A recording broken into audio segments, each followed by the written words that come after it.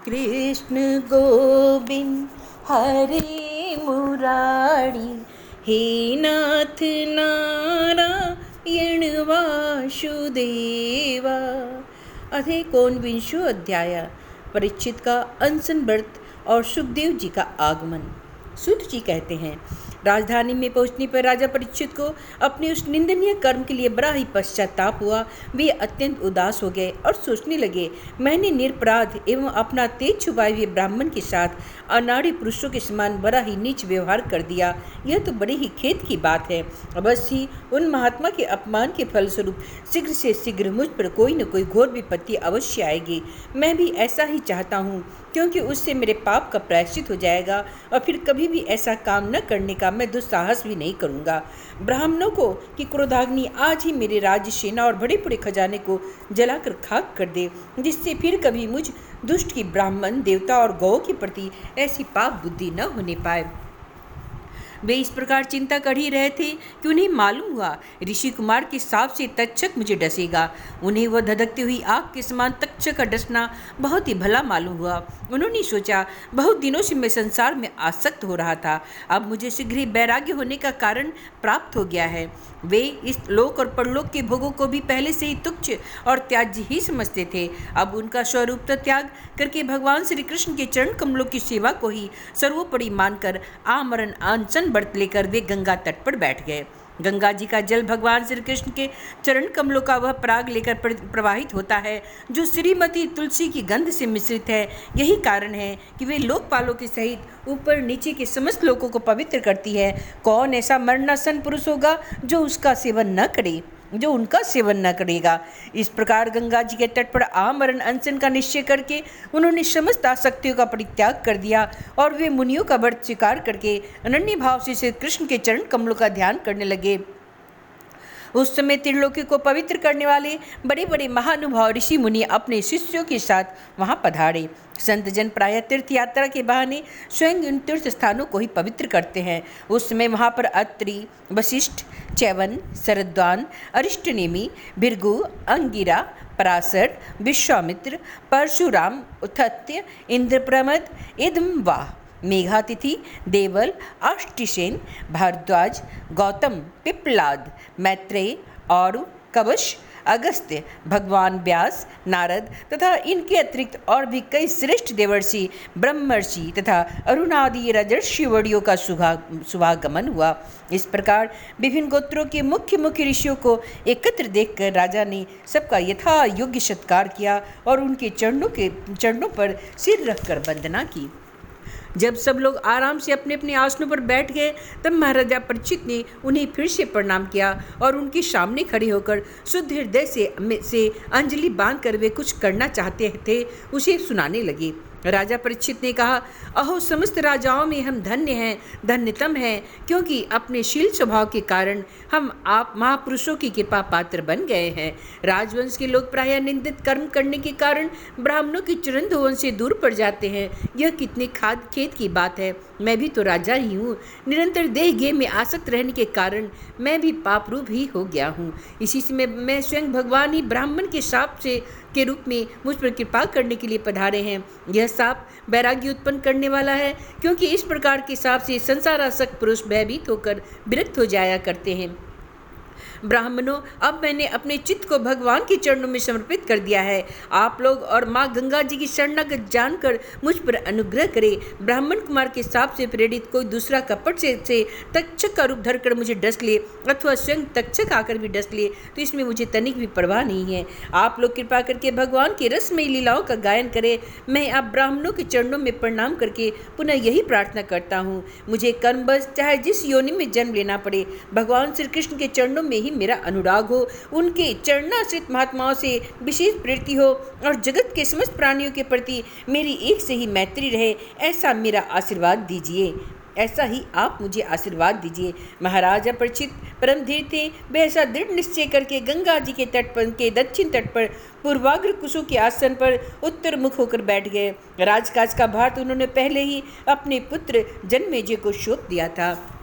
पृथ्वी की एक छत्र सम्राट परीक्षित जब इस प्रकार आमरण अनशन का निश्चय करके बैठ गए, तब आकाश में स्थित देवता लोग बड़े आनंद से उनकी प्रशंसा करते हुए महापृथ्वी पर पुष्पों की वर्षा करने लगे तथा उनके नगाड़े बजने लगे।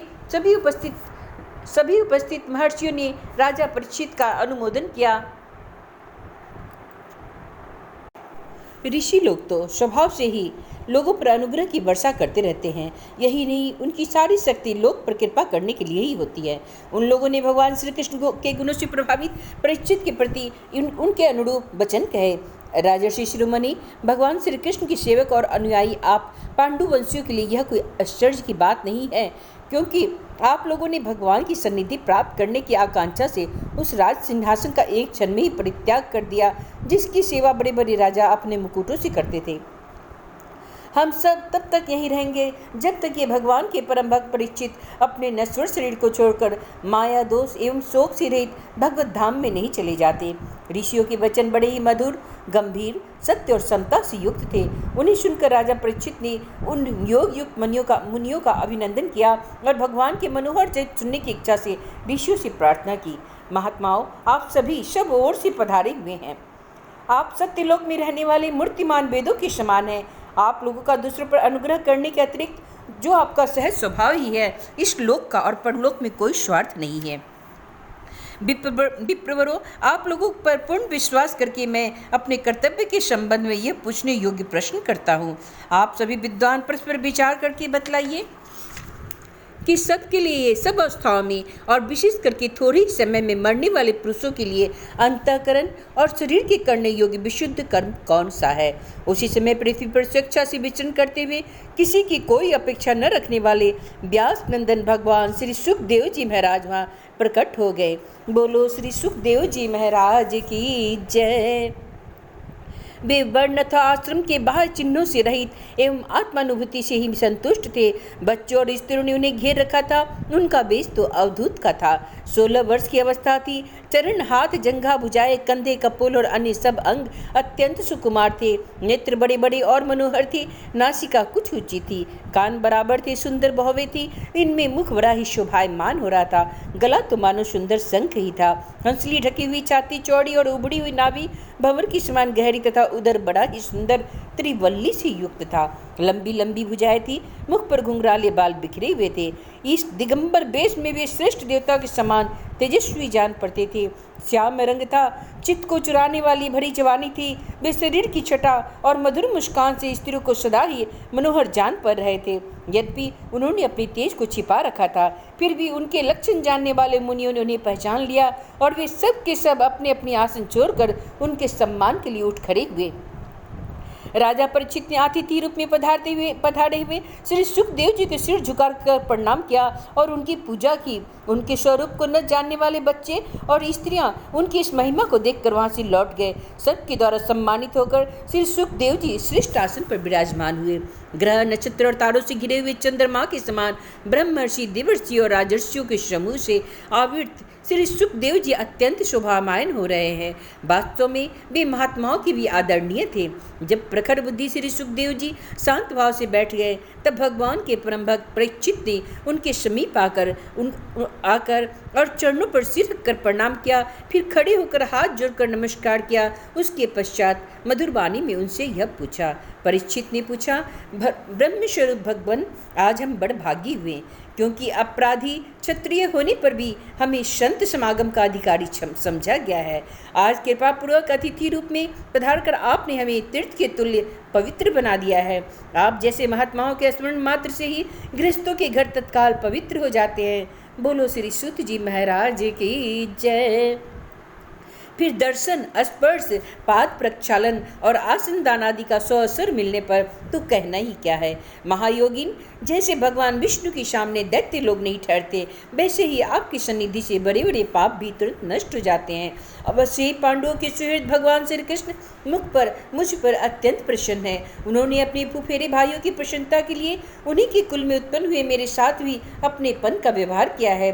भगवान श्री कृष्ण की कृपा न होती तो आप सरीखे एकांत वनवासी अव्यक्त गति परम सिद्ध पुरुष स्वयं पधार कर इस मृत्यु के समय हम जैसे प्राकृत मनुष्यों को क्यों दर्शन देते। आप योगियों के परम गुरु हैं, इसलिए मैं आपसे परम सिद्धि के स्वरूप और साधन के संबंध में प्रश्न कर रहा हूँ। जो पुरुष सर्वथा मरणासन है, उसको क्या करना चाहिए। भगवान, साथ ही यह भी मुझे बतलाइए कि मनुष्य मात्र को क्या करना चाहिए। वे किसका श्रवण, किसका जप, किसका स्मरण और किसका भजन करे तथा किसका त्याग करे। भगवत स्वरूप मुनिवर, आपका दर्शन अत्यंत दुर्लभ है, क्योंकि जितनी देर एक गाय दूही जाती है, गृहस्थों के घर पर उतनी देर भी आप तो नहीं ठहरते। सूत जी कहते हैं, जब राजा ने बड़ी ही मधुर वाणी में इस प्रकार संभाषण एवं प्रश्न किए, तब समस्त धर्मों के मर्मज्ञ व्यास नंदन भगवान श्री सुखदेव जी उनका उत्तर देने लगे। इति श्रीमद्भागवते महापुराणे वैयासिक्यामष्टदशसहस्रां पारमहंस्यां संहितायां प्रथमस्कन्धे शुकागमनं नामेकोनविंशोऽध्याय। इति प्रथमस्कन्धः समाप्तम्।